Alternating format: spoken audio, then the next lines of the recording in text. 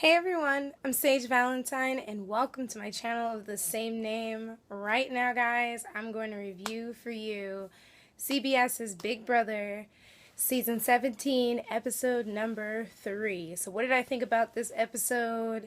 Pretty mind-blowing. But then again, this entire weekend has been a complete mind-blowing weekend because I just started watching the feeds on Friday night around, I think it was 8, 9 o'clock.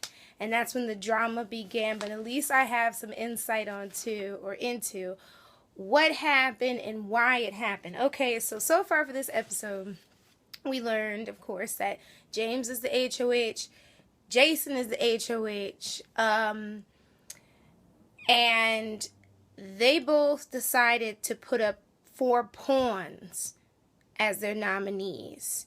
James put up Steve and Jackie. Jason put up John and Becky.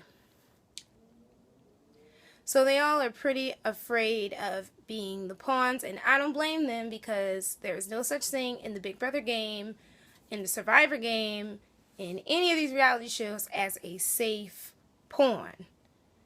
9 out of 10 times, the pawn always ends up going home. So we learned that Jeff and Jackie are going to be acting like they are not one unit. They're both working separately. And Dan Giesling was 100% correct when he said that the house guests need to get them out first. And I do agree with him on that.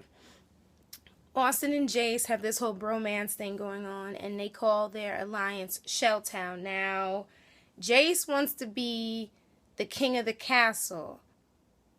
The main reason why James wants to backdoor Jace is because Jace has a really good social game. He's strong because he almost won that head of household. The only reason why he didn't win was because when everybody fell, James held on in his feet because he's smaller. His feet, it took a longer time for them to brush the floor, but Jace fell and his foot brushed the ground, and that's why he didn't win, but it was kind of neck and neck with those two.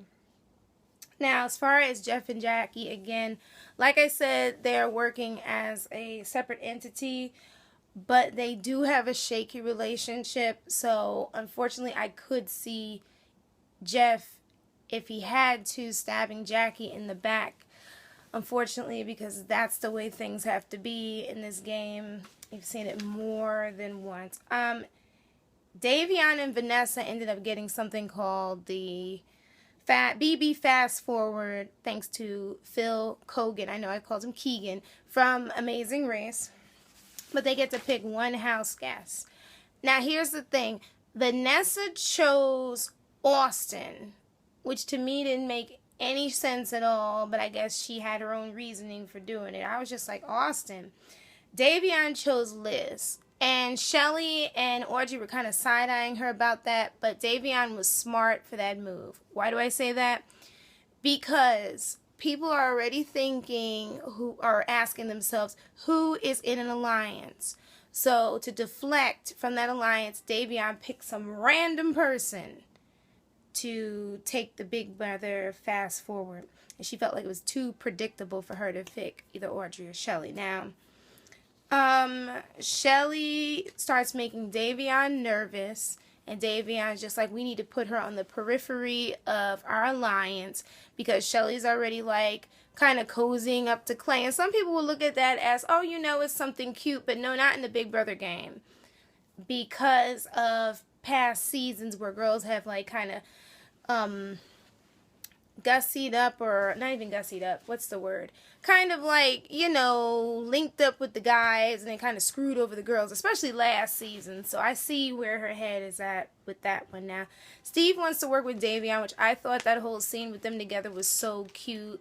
It was even cuter when Steve told Davion he loved her. Oh, that was just so cute. I know Steve messed up. He's a precious little cinnamon roll. Too good for this world, but I would love to see those two working together in this game. Okay. Now, I want you all to keep this in mind, that Audrey, James, Jason, and Davion all agreed to come up with this plan, or they agreed on this plan to backdoor Jace. However, the plan is initially James's. Just keep that in mind. You'll find out later this week why I'm saying to remember that. Now, I told you about the whole porn thing. Now, Audrey and Davion at this point are on good terms. Will that change or does that change?